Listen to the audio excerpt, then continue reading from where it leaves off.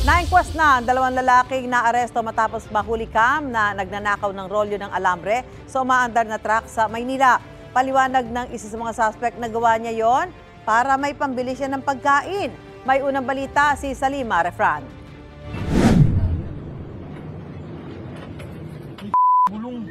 Sa kuhang ito sa bahagi ng Mel Lopez Boulevard sa Maynila noong Martes ng gabi, kita ang mga lalaking isa-isang kumukuha ng mga nakabalot na bagay mula sa isang truck.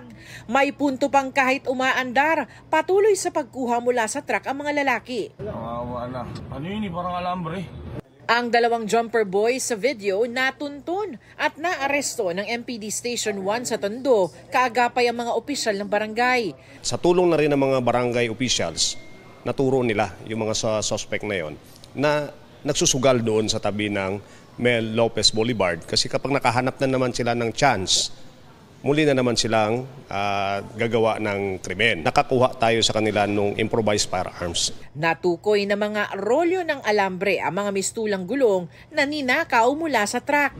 Mismong si Manila Mayor Isko Moreno ang nang-usisa sa mga naaresto. Taga-Caloocan ka pa? Dumayo ka pa rito, walang yaka. Onyatang kita eh. Magkano man nabenta?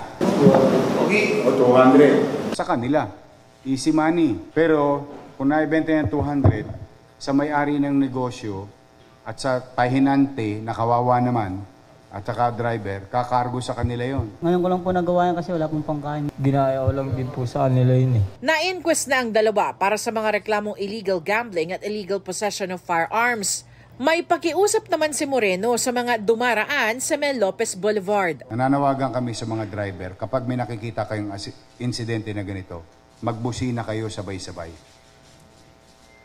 Magawa tayo ng to call the attention of everyone. No? Kumbaga, tulong-tulong na tayo. Create noise and attract and get the attention of our enforcement unit. Ito ang unang balita sa Salima Refran para sa GMA Integrated News.